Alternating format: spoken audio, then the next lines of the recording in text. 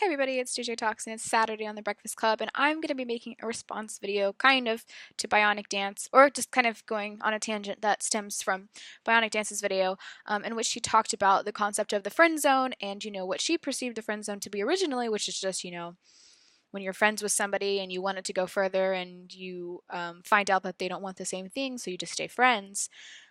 Whereas now she has seen that there are some more heavy social connotations to it, usually revolving around men who are specifically seeking out women for sex and then calling it friend zoning when the woman rejects them, which is a much more different definition, right, than the original one. And she kind of talked about a couple of other terms like SJW or the concept of being triggered, and how those have shifted over time and how it's difficult to communicate when you see these terms changing so rapidly. And of course, you know me studying linguistics, like this got me so excited because I'm like, yes, this is like what I'm talking about all the time. It is so difficult to have conversations in general because a lot of times the words that we're saying, the people that we're saying it to have a different definition than us. So even if it's a word like cat that you think is the most objective, neutral, look at her, word that you can think of, when I say cat to you, you probably don't picture tofu. If someone else said cat to you, you probably wouldn't picture her. When I think cat, the first thing I think is her. And obviously that's less cultural connotation and less heavy, but it's just true. Every word that we hear has some kind of, whether it's how we learned the word or where we learned the word or our experience hearing the word, and the different communities that we're a part of, every word carries a different baggage, every single one. And it's important, I think, because that's not going to change. And I don't think it should. I mean, it makes things difficult, obviously, but it's important to recognize that this is a fact. And that's all we can ask is to recognize that, prescriptivism when it comes to language, like this is the only true definition and it's objective and neutral and black and white, is just wrong. Like Bionic Dance was talking about, like SJW, social justice warrior. I had a friend who described herself as a social justice warrior the other day in real life, and I was like, "Oh, don't say that." And she was like, "Why? Social justice warrior. Like what's wrong with that?" And didn't understand, the connotation of, me being on the internet for so long. I've heard, you know, SJW means something much, much different. And it's interesting. And so it's, I think, important for us to just, one, maintain an awareness, just be conscious of it. When I say this term or use this phrase, the person listening might not have the same understanding of it as me. And something, I had an exchange on Twitter the other day where I told somebody, someone was arguing with me about toxic masculinity and then said that, it's my job as a speaker to convey my ideas accurately for the listener to receive exactly as I intend them. But unfortunately, conversations and discourse is not a one-way street. It's a two-way process. You're constantly co-constructing this idea, this conversation that's happening.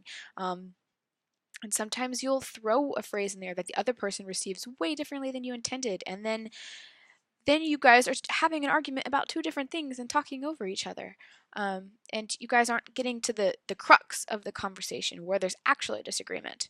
And so when this person said this to me, that, it's the speaker's obligation to, accurately, while it's true that you should maintain your consciousness of how the listener might perceive what you're saying in another way, it's also the job of the listener. So if someone's telling you their opinion on something, it's also your job to kind of listen and to see, okay, what about this person might inform how they use certain words. In reality, like a lot of disagreements I see happening online, especially in terms of feminism and social justice, are a lot of linguistic miscommunications. And it's nice to see that, people notice that, and it's important that we just, we stay aware of it and we constantly work to, communicate with each other in a more effective way because we are all different individuals. And as much as people would like to think that, language is neutral, it's not. It's just, the language is how we interact with the world. And I know that, there's so many, like, especially when you think about linguistic relativity, like, there's a lot of evidence that demonstrates that, language shapes how we perceive reality, how we perceive everything around us, the way we talk about things, the language that we use. We pass that language down through generations, just it becomes how we see things. Um, and so it's just really, really crucial that we stay aware of these language changes. And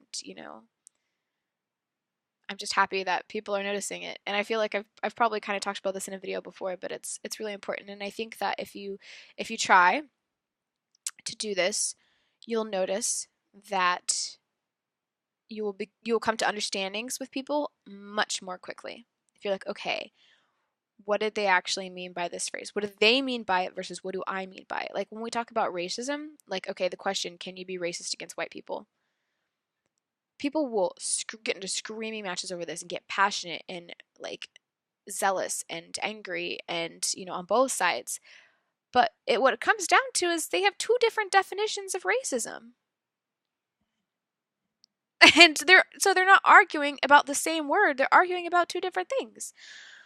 Anyway, that's all I had to say on that topic. I'd be interested to hear some other people talk about their experiences with, language and how language has affected, miscommunications either in political discourse or just in your personal lives, arguments with loved ones, things like that. Okay, I'll see you guys next Saturday.